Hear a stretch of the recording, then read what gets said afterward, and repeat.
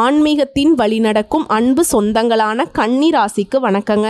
கன்னிராசிக்காரங்கன்னா யாருங்க? சாதுரியமான பேச்சு, சகல காரியங்களையுமே சாதிக்கும் திறமை, அழகான தேகம், கவர்ச்சிகரமான பார்வை, ஒருத்தவங்களை பார்த்தாவே பார்த்த கணத்துல அவங்க யாரு என்னங்கிறதுல எடை போடுவதில் வல்லவர்கள் இந்த கன்னிராசிக்காரங்க. ஈஸியா எடை போட்டுருவாங்க.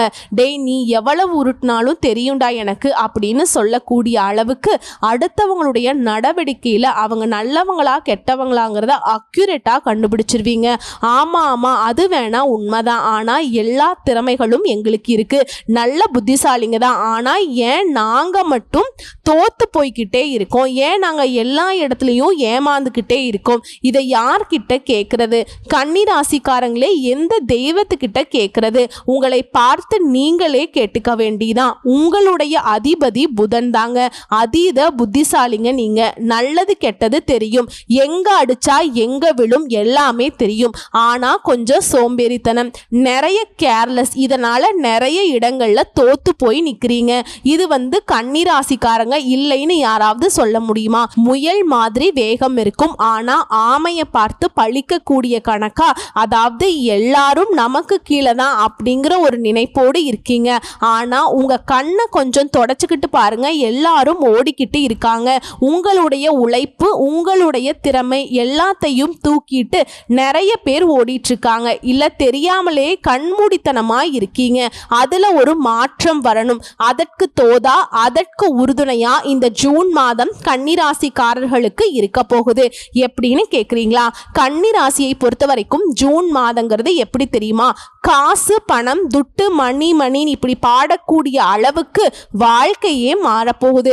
கேட்கவே நல்லா இருக்கே. தெளிவா சொல்லட்டுமா? எப்படின்னா உங்களுக்கு இந்த மாதத்துல 4ஆம் இடத்துல 7ஆம் இடத்துக்கு அதிபதி குரு பகவான் 10ஆம் இடத்துல உட்காராருங்க. இதன் காரணமா கன்னிராசி பெண்களா இருக்கக்கூடியவர்களுக்கெல்லாம் பல பேர் தாய்மை பேரு அடைவதற்கான யோகம் இருக்கு. போகாத கோயில் இல்ல, பார்க்காத டாக்டர் இல்ல, செய்யாத வைத்தியம் இல்லைன்னு சொல்லி ரொம்ப நாளா வருத்தப்பட்ட கன்னிராசிக்காரர்களுக்கு குழந்தை பாக்கியம் கிடைக்குங்க. 2வது குழந்தை பிறக்கிறதுக்கான யோகம் கூட உண்டாகுது. குடும்பஸ்தானத்தை பொறுத்த வரைக்கும் குரு பார்க்கறதுனால புதிய உறவுகள் சேரும். இல்வாழ்க்கை மகிழ்ச்சி நிறைந்ததாக இருக்க போகுது.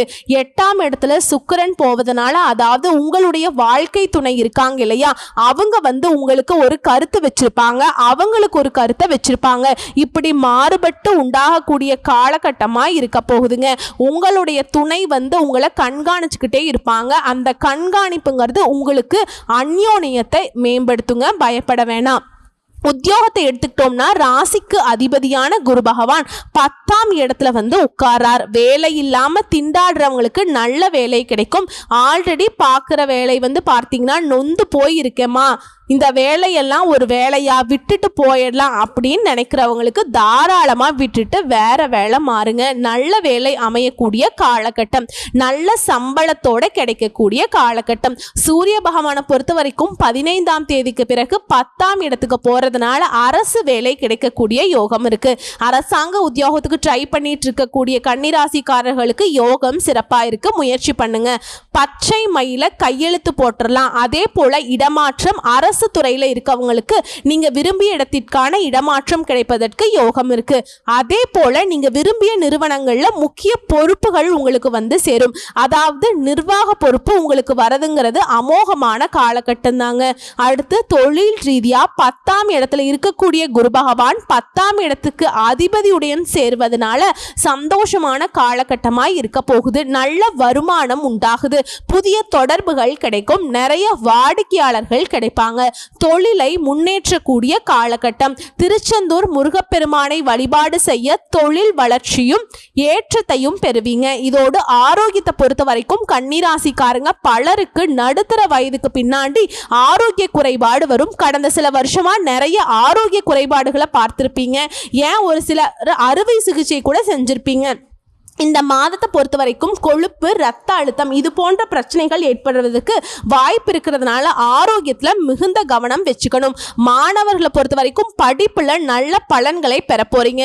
டிகிரி முடிச்சுட்டு இருக்கக்கூடிய மாணவர்கள் அதுக்கு மேலே அட்மினிஸ்ட்ரேஷன் தொடர்புடைய துறையை தேர்ந்தெடுக்கிறது, உயர் படிப்பை படிக்கிறது நல்ல பலன்களை கொடுக்கும். இதோட குருவுடைய அனுகிரகம் இருக்கிறதுனால கணினித்துறை, பொருளாதாரத்தை தேர்ந்தெடுக்கிறது இந்த மாதிரியான முன்னேற்றம் நிறைந்த காலகட்டமாக இருக்கு. குறிப்பா இந்த ஜூன் மாதம் ஆரம்பிக்கும் போதே செவ்வாய் லாபத்துல அமர்ந்திருக்கிறதுனால, சனி பகவான் பார்க்கறதுனால இன்ஜினியரிங் படிக்கிறதுக்கான வாய்ப்புகள் கிடைச்சிருக்கு. இதோட பெரிய வாய்ப்புகளுமே உங்களுக்கு வந்து சேரும். கலைஞர்களா இருக்கீங்க, அரசியல் தலைவர்களா இருக்கீங்கனாக்கா கலைஞர்களை பொறுத்த வரைக்கும் இந்த ஜூன் மாதத்துல ஆரோக்கியத்துல கவனம் வச்சுக்கோங்க, அது நல்லது. உங்களுக்கு வரக்கூடிய வாய்ப்புகளை மற்றவங்க தட்டி பறிக்கிறதுக்குமே வாய்ப்பு இருக்கு. இதனால கடுமையா முயற்சி பண்ணி ஜெயிக்க வேண்டிய காலகட்டமா இந்த காலகட்டம் இருக்கு. அரசியல்வாதிகளை பொறுத்த வரைக்கும் சிறப்பான வாய்ப்புகள் வந்து சேரும். 9ஆம் இடத்துல சூரியன் வந்து அமர்வதுங்கிறது மிக நன்மையான யோகம், கட்சி மாறக்கூடிய அமைப்பு இருக்குங்க. குறிப்பா 15ஆம் தேதிக்கு பிறகு முக்கிய பொறுப்புகள் கிடைக்கிறதுக்கு வாய்ப்பு இருக்கு. இதோட இந்த மாதம்ங்கிறது உங்களுக்கு எதிரிகள் அகலுதுங்க, பகை விலகுது, எதிலும் வெற்றி கிடைக்குது, தன்னம்பிக்கை அதிகமாகுது. தகராறு வழக்குகளில் கூட உங்களுக்கு சாதகமான போக்கு காணப்படுதுங்க.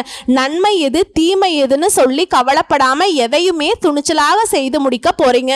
உத்தியோகத்தில் இருக்கவங்களுக்கு வீண் அலைச்சல் குறையும், எடுத்த காரியங்கள்ல வெற்றி கிடைக்கும். உங்களுடைய எண்ணம் படியே எல்லாமே நடக்கும். தொழில் வியாபாரத்தில் இருக்கக்கூடிய போட்டிகள் குறையுது, உங்களுடைய செயல்பாட்டில் இருக்கக்கூடிய தடைகள் விலகுது, பண வரத்து கூடுதுங்க. தொழிலை விரிவாக்கம் செய்ய போறீங்க. அடுத்து குடும்பத்தை பொறுத்த வரைக்கும் உங்களுக்கு இருக்கக்கூடிய மன வருத்தங்கள் மாறி சுமூகமான நிலை உண்டாகுது. கணவன் மனைவிக்கிடையே இருந்த இடைவேளை குறையுது. வீட்டில் சுப காரியங்கள் நடக்கும். திருமண முயற்சிகள் கைகூடி வரும். பிள்ளைகளால பெருமை உண்டாகும். பெண்களை பொறுத்த வரைக்கும் சாதக பாதகங்களை பற்றி கவலைப்படாம எந்த ஒரு காரியத்தையுமே துணிச்சலாக செய்து முடிக்க போறீங்க. எதிர்ப்புகள் விலகுது. ஒரு துணிச்சல் பார்த்து எதிரிகள் எல்லாம் தலை தெறிக்க ஓடுவாங்க. குறிப்பா கலைத்துறையில் இருக்கவங்களுக்கு பேச்சு திறமையால காரியங்களை சாதிக்கக்கூடிய அமைப்பு இருக்கு. அலைச்சல் குறையுது, பயணங்கள் போயிட்டு வருவீங்க. வீண் வாக்குவாதத்தை தவிர்க்கிறது நல்லது. காரிய தாமதம் ஏற்பட்டாலும் சாதகமான பலன் கிடைக்கும். அரசியல் துறையில இருக்கவங்க எதிர்பார்த்த காரியங்களை தங்கு தடை இல்லாம செஞ்சு முடிப்பீங்க. எதிர்ப்புகள் மறையுது. பகையை வச்சுட்டு இருந்தவங்களா பகையை மறந்து நட்பு கரம் நீட்டுவாங்க. இதனுடன் நீண்ட நாட்களாக உங்களுக்கு இருந்து வந்த பிரச்சனைகள் எல்லாமே குறைய ஆரம்பிக்கும். மன உறுதி அதிகமாகுது. மாணவர்களுக்கு போட்டிகள் குறையும். எதிலும் வெற்றி பெறக்கூடிய எண்ணங்கள் மேலோங்கும். கல்வியில முன்னேற்றம் ஏற்படுது. ஸோ இப்போ வரைக்கும் பார்த்தது ஜூன் மாதத்துல கன்னிராசிக்காரர்களுக்கு எப்படிப்பட்ட மாதமா இருக்க போகுது, எந்த மாதிரியான பலன்கள் கிடைக்க போகுதுங்கிறத பொதுப்படியா பார்த்துட்டோம். இப்ப கன்னிராசியில இருக்கக்கூடிய ஒவ்வொரு நட்சத்திரத்துக்குமே எந்த மாதிரியான பலன்கள் கிடைக்க போகுது. உத்திர நட்சத்திரம் 2ஆம் பாதம், 3ஆம் பாதம், 4ஆம் பாதம் முன்னேற்ற பாதையில நடைபோட்டு வரக்கூடிய உங்களுக்கு திட்டமிட்டு செயல்பட வேண்டிய மாதமா ஜூன் மாதம் பிறந்திருக்கு. கடந்த மாதம் இருக்கக்கூடிய நெருக்கடிகள் கூட இந்த மாதம் இல்லாமல் போகும். இதுல அந்நியர்களால உங்களுக்கு இருக்கக்கூடிய பிரச்சனைகளுக்கு முடிவு கிடைக்குதுங்க. அரசு வழியில இருந்த சங்கடங்கள் விலகுது. மனசுல ஒருவித அச்சம், பயம் இருந்துகிட்டே இருக்கும். ஆனா அது பெருசா உங்களுக்கு பாதிப்பை கொடுக்காது. பயம் இருந்தாலும் பாதிப்பு இல்லாம நன்மைகள் தான் அதிகமாகும். அதே போல கன்னிராசி ஆண்களுக்கும் பெண்களாலையும், கன்னிராசி பெண்களுக்கு ஆண்களாலையும் ஏற்பட்ட தொல்லைகள் விலகுது. அடுத்து புதன் பகவானுடைய சஞ்சாரம்ங்கிறது உங்களுக்கு சாதகமா இல்லைங்க. இதனால ஷேர் மார்க்கெட் மற்றும் அதிர்ஷ்ட வாய்ப்புகள் போன்ற விவகாரங்கள் கொஞ்சம் இழுபறியா இருக்கும். அதனால எதை செய்யறதுனாலும் சரி கவனமா இருக்கிறது நல்லது. லாபஸ்தானத்தை பொறுத்த வரைக்கும் செவ்வாய் பகவானுடைய சஞ்சாரம்ங்கிறது லாபத்தை வழங்க முடியாமல் போறதுக்கு வாய்ப்பு இருக்குங்க. இருந்தாலும் ஜீவனஸ்தானத்துல சஞ்சரிக்கக்கூடிய குரு பகவான் தன்னுடைய பார்வையினால நன்மையை கொடுக்கிறார், சந்தோஷத்தை ஏற்படுத்துறார். எதிரிகளால உங்களுக்கு ஏற்பட்டிருந்த தொல்லையிலிருந்து விடுதலை கொடுக்கிறாருங்க. வம்பு வழக்குகள் இது இல்லாம போகுது. வியாபாரிகளுக்கு எதிர்பார்த்த முன்னேற்றம் உண்டாகுது. பணியாளர்களுக்கு அரசாங்கத்துறையோ தனியார் துறையோ, ஆண்களோ பெண்களோ கீழே கூலி வேலை செய்தாலும் சரி உங்களுக்கு இருக்கக்கூடிய நெருக்கடிகள் மறையுது. மாணவர்களை பொறுத்த வரைக்கும் படிப்புல அக்கறை கூடுது. வயதானவர்களுக்கு ஆரோக்கிய குறைபாடு சீராகுதுங்க. மாதத்துடைய பிற்பகுதியில பொன் பொருள் சேரும். புதிய சொத்து சேர்க்கைக்கு கூட வாய்ப்பு இருக்குங்க. ஸோ இதோட நீங்க செய்ய வேண்டிய பரிகார வழிபாடு அணு தினமும் இம்மையிலுமே நன்மை தரக்கூடிய குரு பகவானை வழிபாடு செய்ய நன்மைகள் உண்டாகும். அடுத்து அஸ்த நட்சத்திரம். திடமான சிந்தனையும் பணிவான செயல்பாடுகளும் கொண்ட உங்களுக்கு இனி வாழ்க்கையில வெற்றி கிடைக்க போகுது. யோகமான மாதம் ஜூன் மாதமா அமைஞ்சிருக்குங்க. 6ஆம் இடத்துல சஞ்சரிக்கக்கூடிய சனியும் ராகுவும் ஆற்றலை அதிகரிக்கிறாங்க. நினைச்ச வேலையை நடத்தி வைக்கிறாங்க. வியாபாரம் தொழில இருந்த தடைகள் இல்லாம போகுது. உடல் நிலையில முன்னேற்றத்தை ஏற்படுத்துறாங்க. இழுபறியா இருந்த கோர்ட் கேஸ் வழக்குகள் சாதகமான நிலை உண்டாகுது.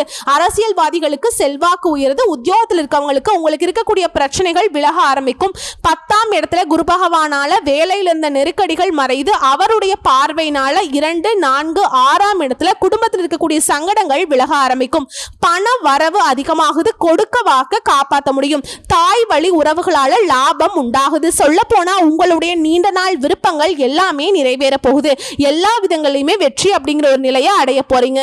புதன் பகவானுடைய சஞ்சாரம்ங்கிறது உங்களுக்கு சாதகமாக இருக்கிறதுனால புதுசா சொத்து வாங்கக்கூடிய முயற்சிகள் வெற்றி பெறும். எதிர்பார்த்த இடத்திலிருந்து பணம் வரும். வியாபாரிகளுக்கு புதிய ஒப்பந்தங்கள் கிடைக்கும். அதே மாதிரி ஷேர் மார்க்கெட்ல நீங்க இழந்த இழப்புகளை சரி செய்ய போறீங்க. அதிர்ஷ்ட வாய்ப்புகள் உருவாகுது. பொருளாதார நெருக்கடிகள் நீங்குது. விரையாதிபதி சூரியன் பாக்கியஸ்தானத்துல சஞ்சாரம் பண்றது வீண் செலவுகளை கட்டுப்படுத்துறார். அரசு வழியில இருந்த பிரச்சனைகளுக்கு முடிவு வருது.